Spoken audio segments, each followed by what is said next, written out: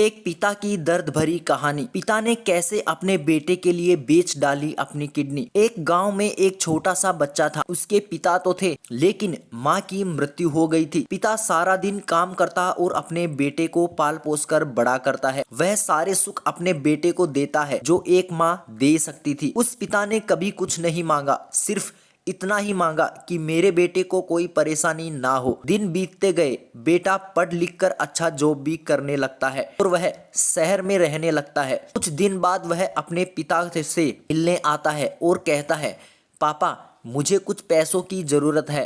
मैं चाहता हूँ कि शहर में ही जमीन लेकर अपना घर बना लूँ। पिताजी उस बात को सुनकर बहुत खुश होते हैं। सोचते हैं कि मेरा बेटा है, एक ना एक दिन नाम करेगा।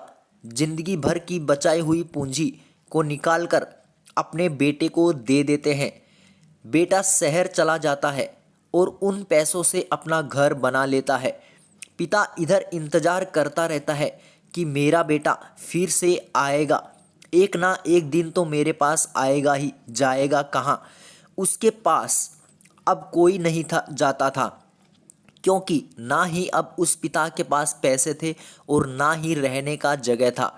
कुछ दिन बाद बेटा फिर लौटकर आता है और अपने पिता से कहता है, पापा अब आप दादाजी बनने वाले हैं। पिता को बहुत खुशी होती है इस बात को सुनकर। वह कहते हैं, तू मुझे मेरी बहू और पोते से कब मिलवाएगा?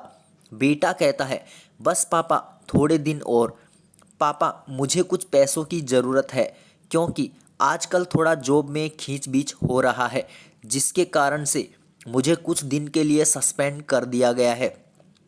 पिता के पास कुछ नहीं रहता है देने के लिए, लेकिन फिर भी कहता है, अच्छा बेटा तुम रुको, मैं अभी आता हूँ कुछ पैसों का बंदोबस्त करके। पिता बाद में महाजन से कुछ पैसे उधार लेकर अपने बेटे को दे देता है और बेटा पैसे लेकर शहर चला जाता है। बरसों गुजर जाते हैं। पिता सोचते हैं कि मैं तो अब दादाजी बन गया हूँगा, मेरा बेटा पता नहीं मेरे नाती को लेकर कब आएगा। फिर सोचने लगते हैं, समय नहीं मिलता होगा इसलिए मेरा बेटा अभी तक आया नहीं, वरना आया जरूर होता। तब तक महाजन 2-3 आदमी को लेकर उस पिता के घर पर आता है और कहता है कि आपके वादे के मुताबिक मैं पूरे 3 महीने बाद आया हूँ अपने पैसे ले जाने।